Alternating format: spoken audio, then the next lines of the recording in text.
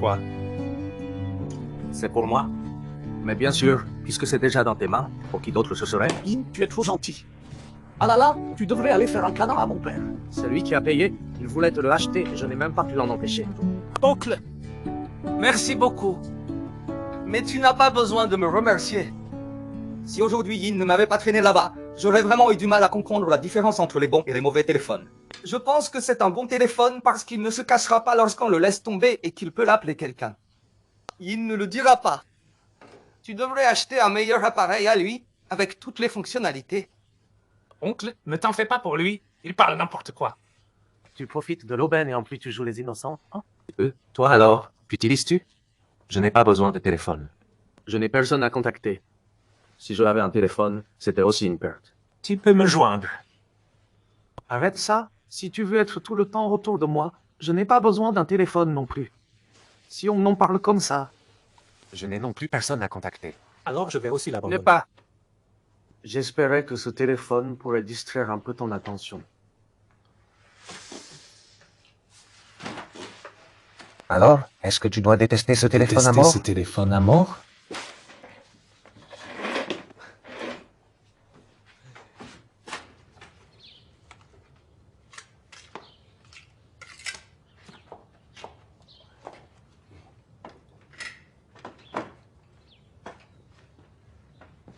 Oncle, où vas-tu? Il a plu il y a quelques jours, n'est-ce pas? Le toit fuit un peu. Les grains de maïs viennent tout juste de sécher, et les voilà déjà humides. Là, je me prépare à monter pour réparer le toit. Descends, laisse-moi monter. tu ne sauras Je pas vais le faire ce travail. Je peux le faire. Laisse. Papa, descends donc. Laisse-le monter. Il va continuer à manger gratuitement chez nous tous les jours. Tu es impoli de dire ça. Je m'en occupe. Tu es sûr que tu peux? Oui, pas de Peux-tu problème. m'aider à prendre les vêtements? Attention, point au quel point le béton est prêt, tu peux monter l'enduire. Parfait. Oui, allez-y. Posez le ciment d'abord. Oui, c'est vrai.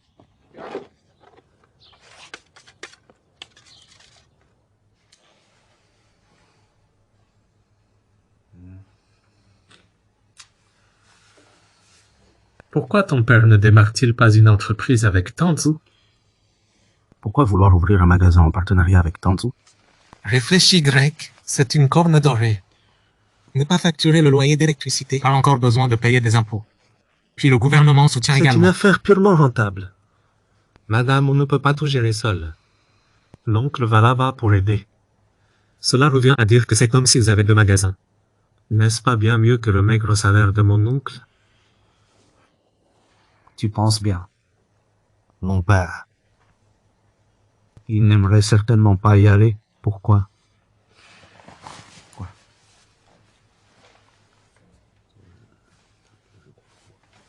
Quoi?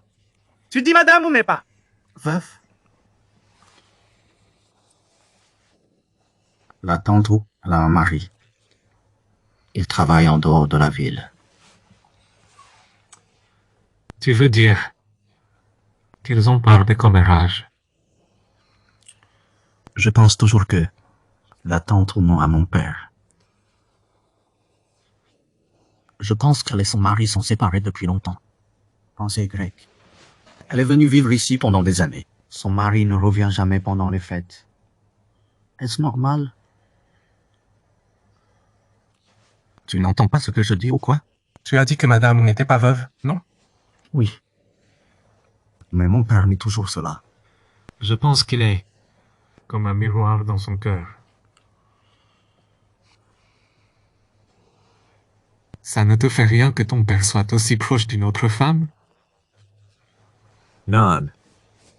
J'ai même conseillé à mon père d'épouser Tantou. Depuis que je me souviens, il est toujours resté célibataire.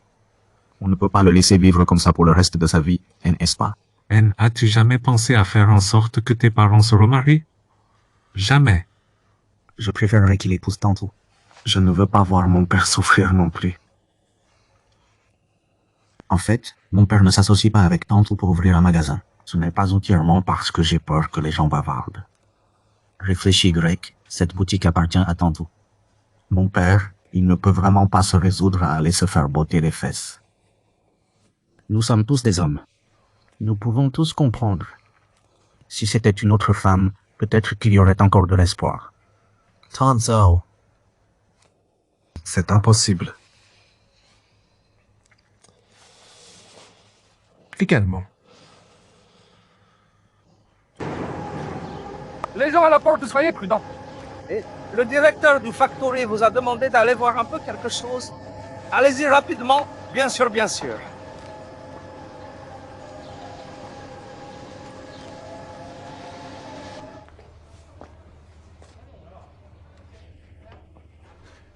Le directeur. Viens, asseyez-vous. Viens boire de l'eau, boire de l'eau.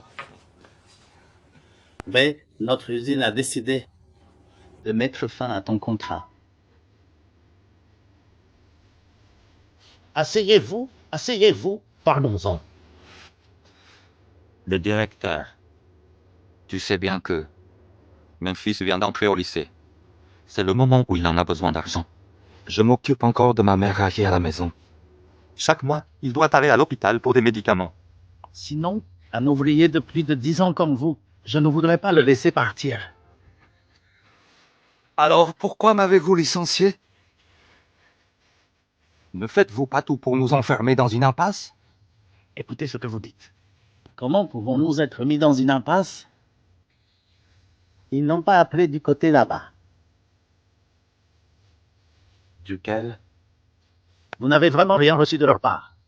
C'est ça. Je vais appeler du côté là-bas. Entrez s'il vous plaît. Oh mon Dieu, vous êtes arrivé enfin. Asseyez-vous. Je venais de vous appeler.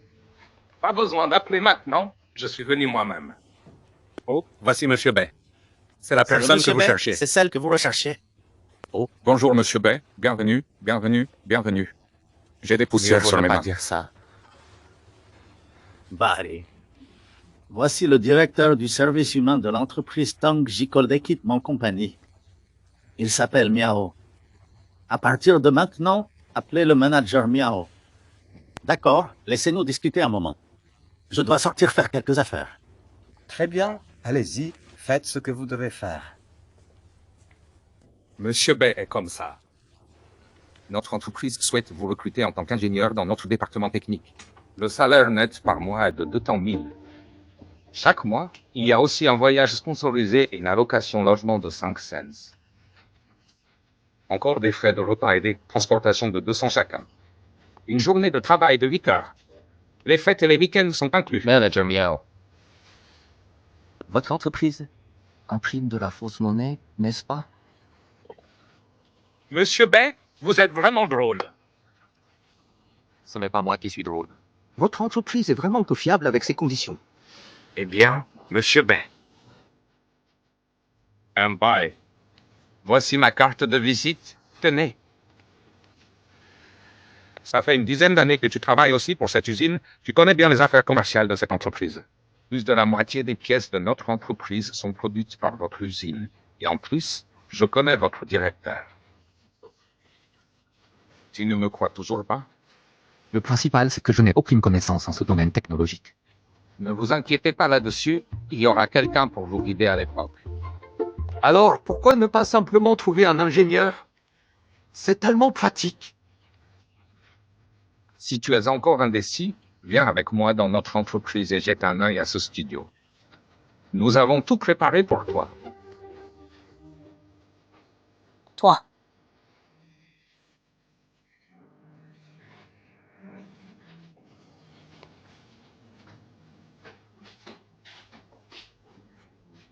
Oh. Quelles bonnes choses se sont passées aujourd'hui. Papa, tu t'es saoulé avant même de boire un verre. Papa, j'ai eu une promotion. Promotion? Ton endroit minable a encore des missions. Ce n'est pas notre usine. C'est une autre entreprise qui m'a embauché en tant qu'ingénieur. Papa, vous n'avez pas été arnaqué? Quelle est cette façon de parler? Le contrat est signé, les conditions sont excellentes. Pour me prouver sa sincérité, Il m'a même donné 5000 en guise d'acompte de bonne foi. Alors, si tu as du temps libre demain, je te montre mon nouveau studio. Non, non.